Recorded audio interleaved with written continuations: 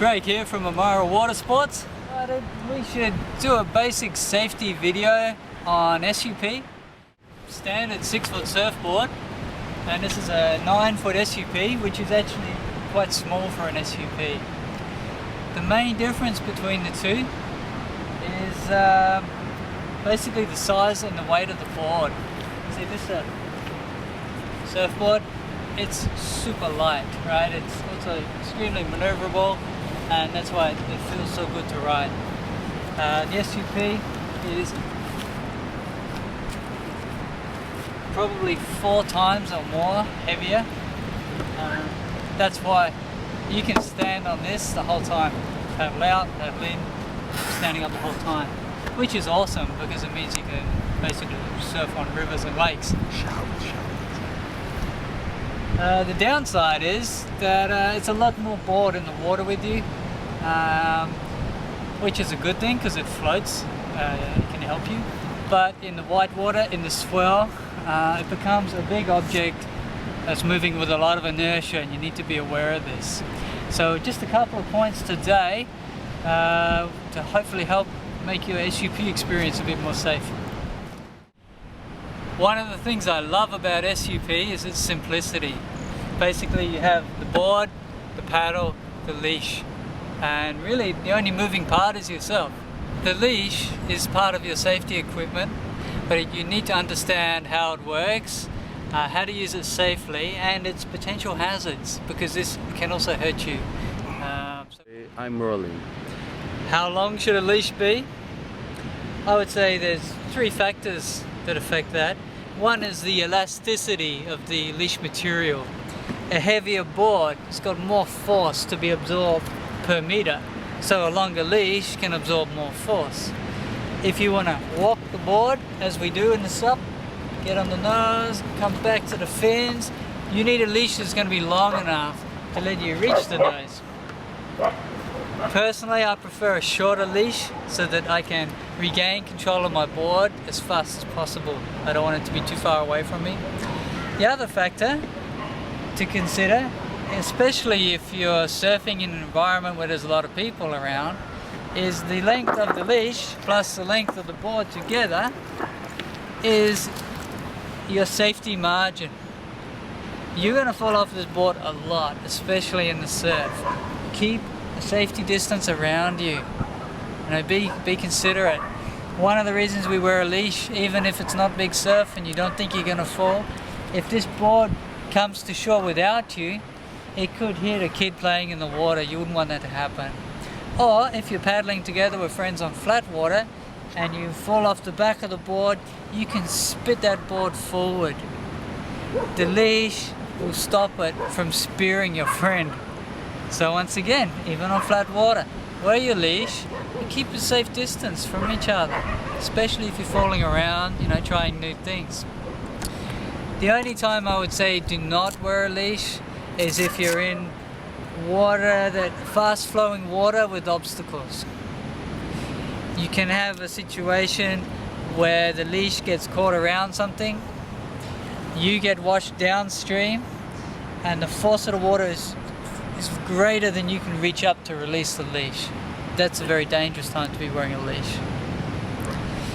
Basically in the ocean, it's better to wear a leash. Also the board floats, so it's a safety device itself if you're attached to it. About that, there's 3 parts to the leash. There's the attachment collar, the actual cord of the leash, and leash attachment to the board. Firstly, generally there's 2 ways you wear a leash, either around your ankle, like this, or I actually like to wear it just below the knee. It tends to keep the cord away from my feet a little bit. Obviously the standoff part points backwards away from you. This is a very important point.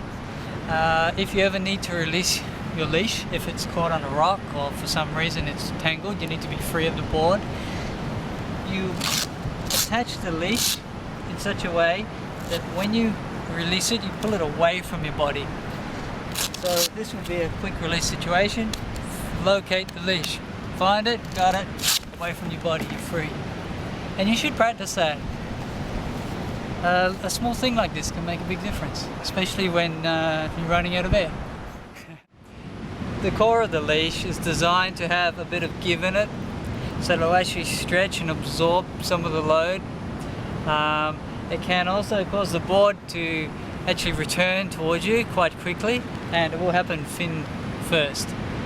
So as you come back through the surface of the water, or basically any time you're off the board, you want to be aware of where is the board now and where is the board about to be.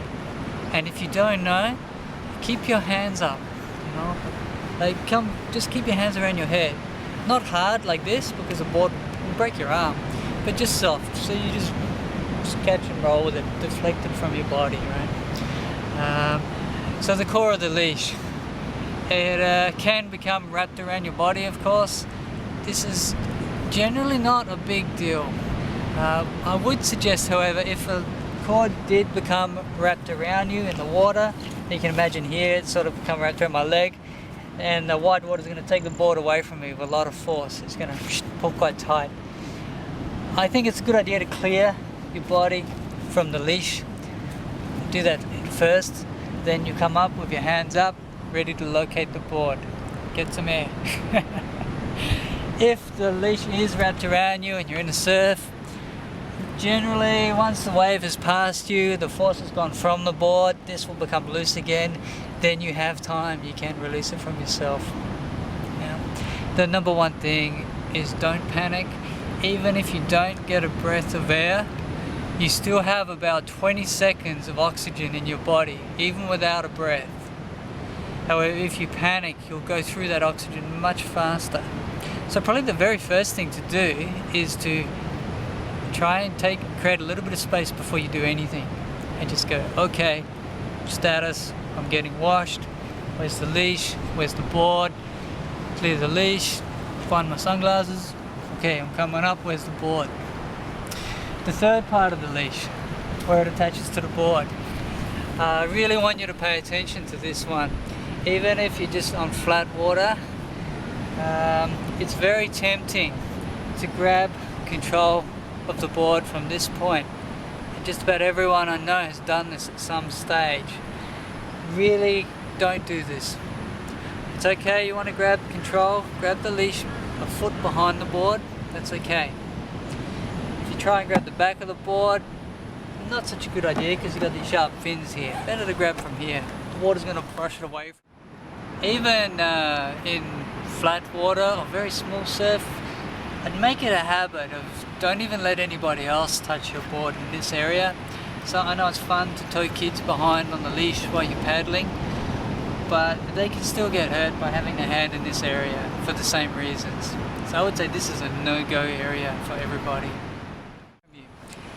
If you do grab it here, the board, remember, it's between say 6 to 15 kilos, and it's getting washed around an incredible amount of force. You can get your hand squashed into here with a lot of force. Worse still, you can get your finger or fingers entrapped in this area and twists around, and then it's washed away from you. It can cut you to the bone. So, best thing to do, don't touch this area. Don't use this as a handle. Take it back here. It's much safer. Handling the board in the water. This is really important. It's really simple.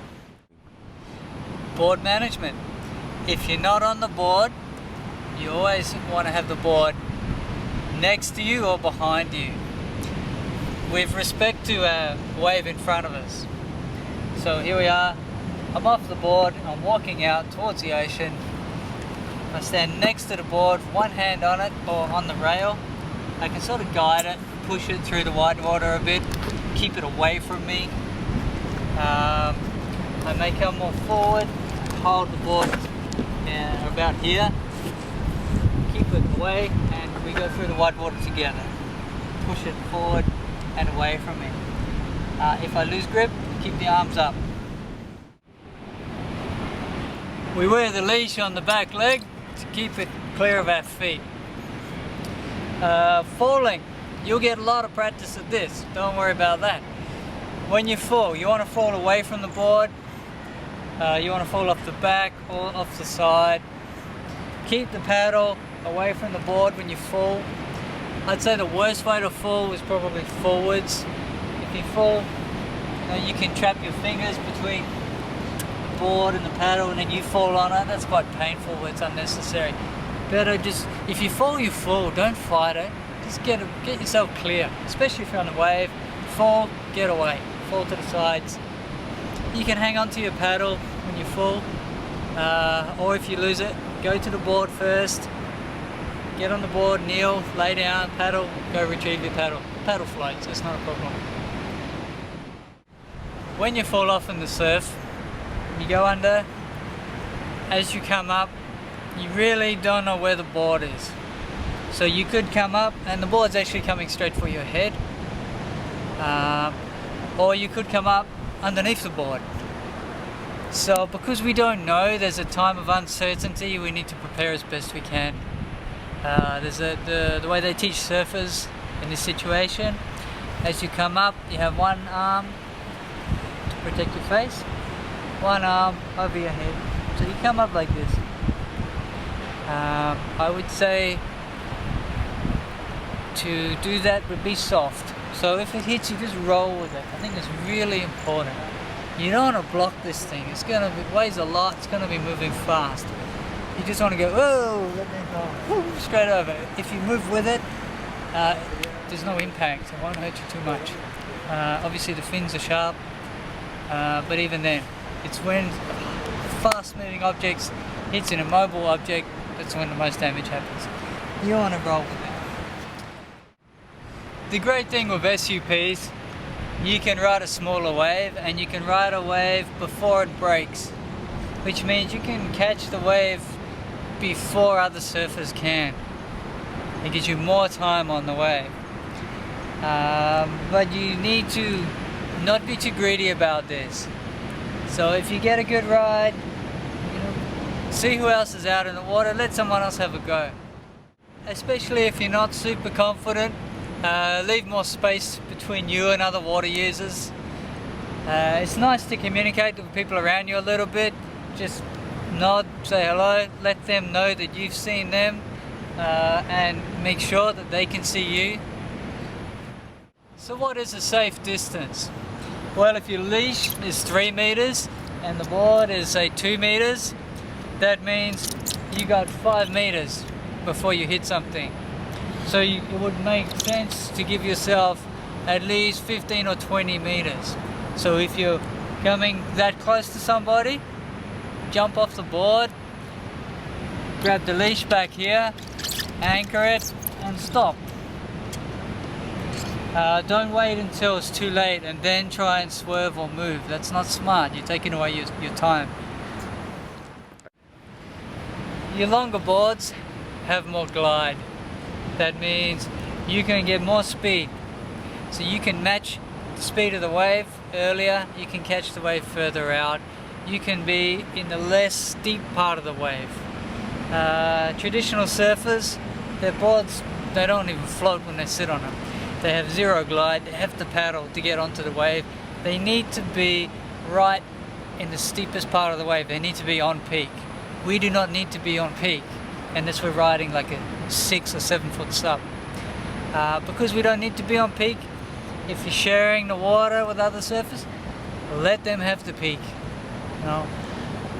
We can be further out to the side, we can be further out, we can get more rides more easily. But make sure, be courteous. They were there before we came along. And you may need their help one day, so good to keep them on side. If you're in the water, a lot of surfers around, you can put your paddle up out of the water. It's easier to see, it's just a sign, someone can easily pick that. It's like, oh, body in the water, steer clear, go around. If you're in trouble, one hand up, one arm up is your distress signal. If you see anyone else in trouble, if you're not sure, go over, ask them if they need help. You see them with a hand up, go over, help them, get some other help involved. So what am I wearing? Impact vest. Why do I wear it? Several reasons. If you're on the wave is here, you're riding along, you're engaging this rail to keep the board tracking that way, you let the pressure off that rail, the board rolls up, gets sucked up by the wave, guess what? Smack straight in the ribs. Impact vest, save you a trip to the hospital, keep you on the water. The impact vest is also great on the river, especially if you're not wearing a leash. I wear my impact vest when I windsurf because I don't wear a leash. I can be separated from the equipment. I don't want to swim 6k's home. Impact vest, bob around, I can still swim. This impact vest, the starboard vest, has been designed full range of motion. It's got 5 kilograms of buoyancy. It's not an officially rated life jacket. It's probably the next best thing. The vest is good anytime you got other objects in the water. Rocks in the water, lots of other boards. You might do everything right, you can still get hit by somebody else's board. Impact vest gives you that protection. It also gives you a bit of buoyancy so that when you're coming back up, you can, the jacket will bring you up. But you don't want too much buoyancy. Sometimes you got to swim underneath the wave. You can do that with this. You don't bob like a cork. When you pick your impact vest, you want to wear it as tight as you comfortably can. Keep in mind, are you going to be wearing a wetsuit later on? You need to allow a bit of room for that. I like this vest because it fits snug. It's got some extra straps here. I can tighten it up, which means I can also loosen it if I'm going to wear additional neoprene underneath. It covers up high for my ribs, but I still have a full range of motion. SUP is an outdoor sport, so we need to be aware of exposure. Flat water paddling especially, you're out in the sun for a long time. I like to wear a hat, keep the sun off my head. This hat has a lot of shade. You can wear it like this. It has an extra long back to protect the neck, and in wide water or surf, the chin strap so you don't lose the hat. Also, you need to drink a lot of fluids. You need to drink a lot of water. We now have Camelback. Be aware, the Camelback, if you put a litre of liquid in it, you've added about 1 kilo to your body weight. So your impact vest will help offset that for the buoyancy. The great thing about a Camelback is you actually remember to drink small amounts regularly. If you have a bottle in your backpack, it's a little bit too difficult to stop, unpack it, and take a drink. Camelback, you do remember to keep drinking all the time. Also, sunscreen.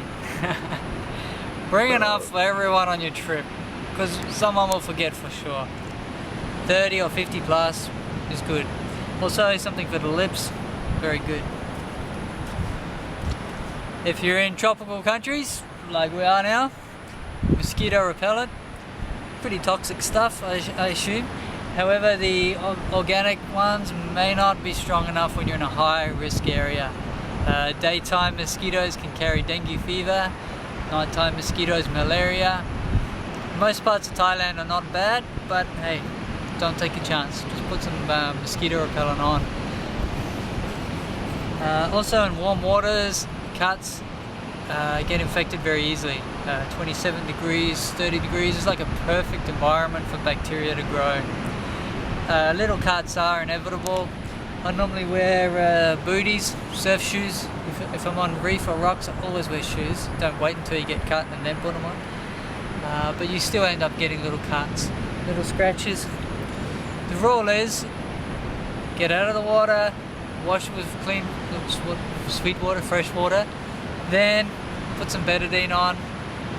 Then when you shower later, get out of the shower, put the betadine on again. Keep applying it. If you do that, it won't turn into a nasty wound, and then you need to go on antibiotics, go to the hospital, etc. Eye protection. The sun's pretty harsh, your eyes have got to last your whole life. UV protected glasses, I think they're essential. These ones are polarized. It helps you to see the details in the clouds. It takes the glare off of the water, helps you look down through the water.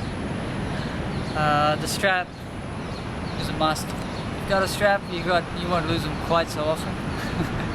I know a lot of surfers like to wear as little as possible in the water, which I understand, but really you've got to look after your eyes. So if you get a pair of sunglasses for surfing or for water sports, make sure they have a simple strap, which is also a float. When I wipe out, one of the first things I do is look for my sunglasses in case they've come off. Stretching, warm up.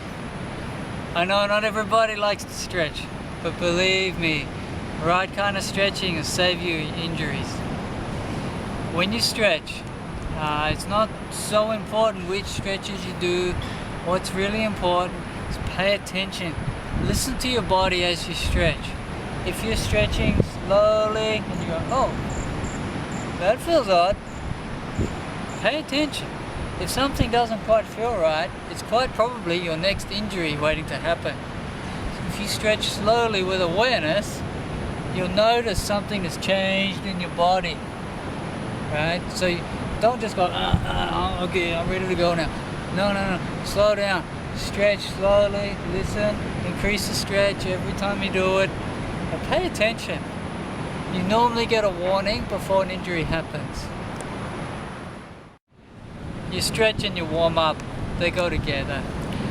Start off moving very slowly, well within your stretch limit, building up to your full stretch. When you reach your maximum stretch, you need to hold it for 20 seconds for it to be effective. A little bit of stretching will really help the way you surf.